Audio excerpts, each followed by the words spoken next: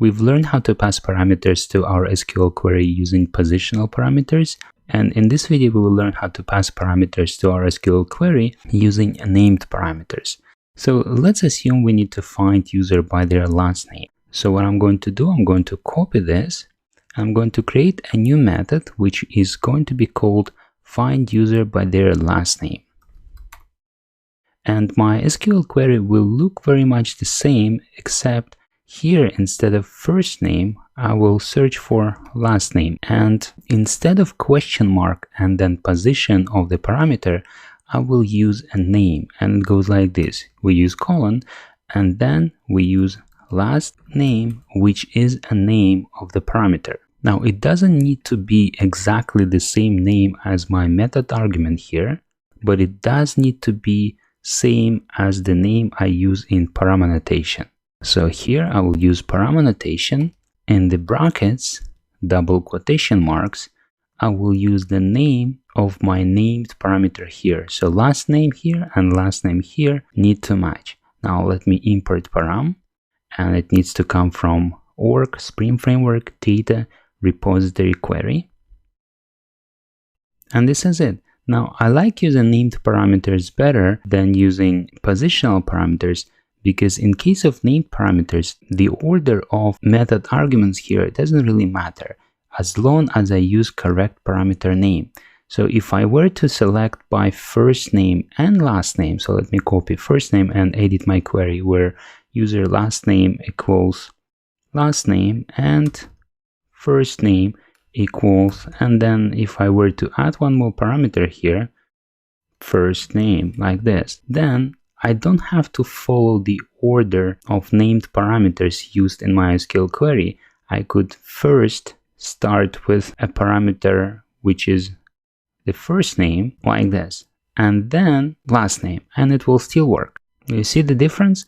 When we used positional parameters, we had to follow the order. So the question mark on 1 will be replaced with the first method argument, and the question mark 2 will be replaced with this second method argument. And if we change the order of method arguments, then our SQL query breaks. With the named parameter, it doesn't break as long as we use correct name in the param annotation. Okay, so let's try how it works. I will delete the extra parameter first name, and I will delete it from here. And now I will go and create a unit test. So I'll switch to user repository test, and I'll create a new test method. I'll copy the existing one and I'll paste it here, and I will rename. So this one will be find user by their last name, and I'm going to search by last name. So my last name will be Kargapolov, and I know this last name is because when creating records, I set the last name, which is Kargapolov, for each record that I set. So there should be 2 records that match this last name.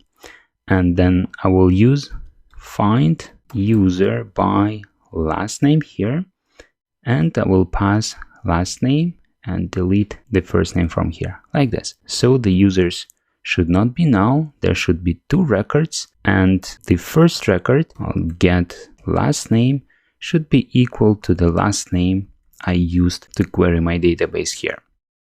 Okay, so this is it. Let's try running this unit test and see if it works.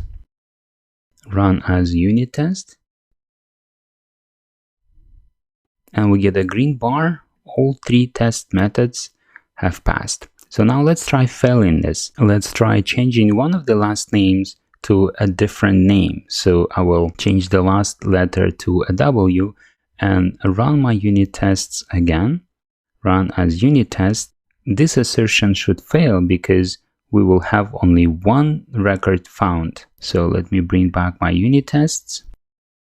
And here we go. The find user by last name failed, which confirms our unit test is working and find users by last name function is working well. So let me bring it back and make sure my unit tests pass. I will run it as unit test again. The bar is green and we can continue.